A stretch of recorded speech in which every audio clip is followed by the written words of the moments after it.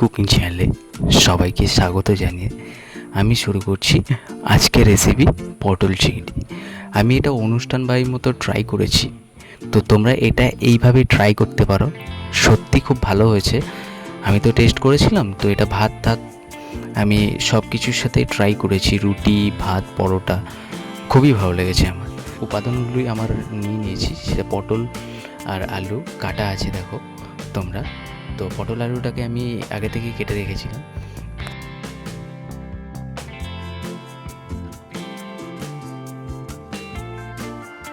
এবার আমি 250 গ্রাম চিংড়ি মাছ নিয়ে নিয়েছি এখানে। তো এটাকে আমি ভালো করে ধুয়ে নিয়েছিলাম, আর এটাতে আমি নুন হলুদ দিয়ে এখন মিক্সড করে নেব। এখানে যে মশলাগুলোর জন্য আমি তৈরি করছি, তো এটার মধ্যে আমি পেঁয়াজ কাটা আছে, আর আদা রসুন আর জিরে করা আছে গোটা, এটাকে আমি পেস্ট করে নেব। এখানে আমি তেলটা দিয়ে রেখেছিলাম, তো তেলটা গরম হয়ে গেছে। আমি চিংড়ি মাছটাকে ছেড়ে দিচ্ছি এখন। তো আমি চিংড়ি মাছটাকে ছেড়ে দেবো। তো আমি কিছুক্ষণ এটা করব, পুরোটা করব না, মানে মিডিয়াম 2-3 মিনিট আমি এটাকে ফ্রাই করে আমি এটাকে নামিয়ে নেব। তো দেখো বন্ধুরা, এটা ফ্রাই হয়ে গেছে। গাইস, আমি এই তেলটার মধ্যেই পটল আর আলুটাকে যে কেটে রেখেছিলাম, তো ওটাকে আমি ছেড়ে দেবো। তো এইবার তোমরা এটাকে ছেড়ে দেওয়ার পর এইবার আমি পরিমাণ মতো নুন আর হলুদ দিয়ে দিচ্ছি, অ্যাড করে দিচ্ছি এতে। তো তোমরা পরিমাণ মতো নুন আর হলুদ অ্যাড করে দেবে, আর এটাকে আমি লাল করে ভেজে নেব। যতক্ষণ না লাল হচ্ছে ততক্ষণ না আমি নেড়ে যাব। এইবার দেখো এটা অলরেডি হয়ে গেছে, তো এটাকে আমি এবার নামিয়ে নেব। আমি যে মশলাটা বাটতে নিয়েছিলাম সেটা আমার বাটা কমপ্লিট হয়ে গেছে, তো বেটে আমি রেখে দিয়েছি।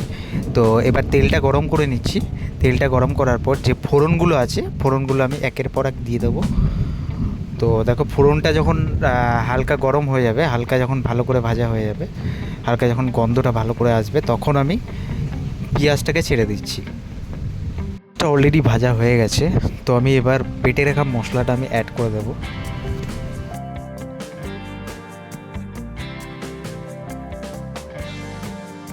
এই সামান্য এটা 2 মিনিট মতো কষিয়ে নেবে।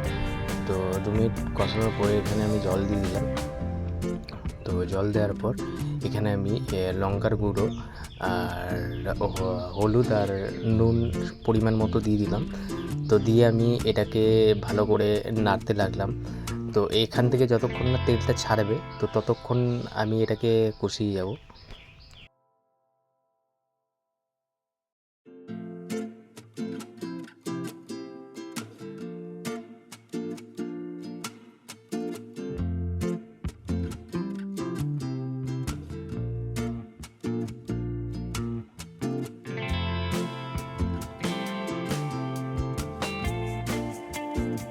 মশলা থেকে অনেকটাই তেল ছেড়ে দিয়েছে।